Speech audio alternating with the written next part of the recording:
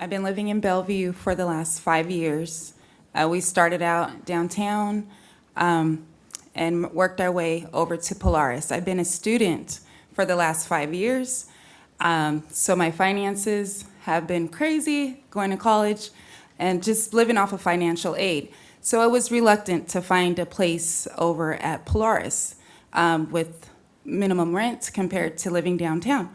However, when we have to walk to the bus, we have to walk my son to school, we walk up the hill where the bus stop is, and I've never seen anyone using drugs the way that I've seen it right there at the corner.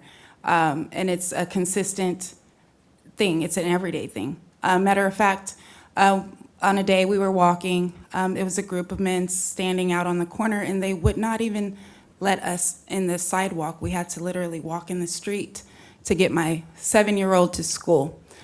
This is very concerning. We have a basketball court at the Polaris. It's summertime, the kids are out, or it was summer, the kids were out. And on this particular day, we're all outside, and all we see is cops running through the parking lot with their dogs, yelling at everyone to get back. Apparently, someone from up the hill where the Plymouth shelter and the Porchlight shelter is, because we share the same kind of parking lot almost. It's weird. It's just a hill to go up. I guess there was an incident up there, so it led into our parking lot, which caused a bunch of distraction. Kids were scared. We didn't know what to expect. We didn't even know what was going on. I have the police scanner on every day because we're just terrified of what's next. Every time I look at the police scanner, there's always Polaris, there's always Porchlight, there's always Plymouth. It's an everyday thing. There are over 90 formerly homeless individuals that now have stable apartments in the Plymouth Crossing building, and the health supports to help them recover from long-term homelessness there. And last year, the Porchlight Men's Shelter helped over 800 men find a safe place to sleep, plus connections to jobs and housing and services. Those are really significant and measurable impacts that this site has made possible. Safety and community engagement have been a priority here since before the site was even identified.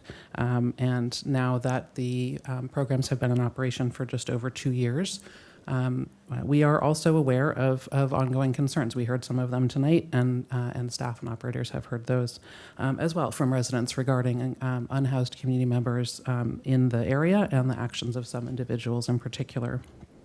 We acknowledge that there are impacts that are felt in the surrounding community, and we are working really diligently with our partners to improve outcomes for residents in and around the campus. One of the ways that we do that, and we'll talk about more shortly, is through multiple visits each week to key areas around the campus and in the community where in the past there might have been an encampment or folks loitering. This is a responsibility that is shared between the city's homelessness outreach staff and Porchlight's outreach staff, and we do that in close collaboration with them. When our teams encounter anyone in those areas who is needing assistance and is unsheltered, we work with them to identify how to get them support and encourage them to move to a more appropriate or safer location.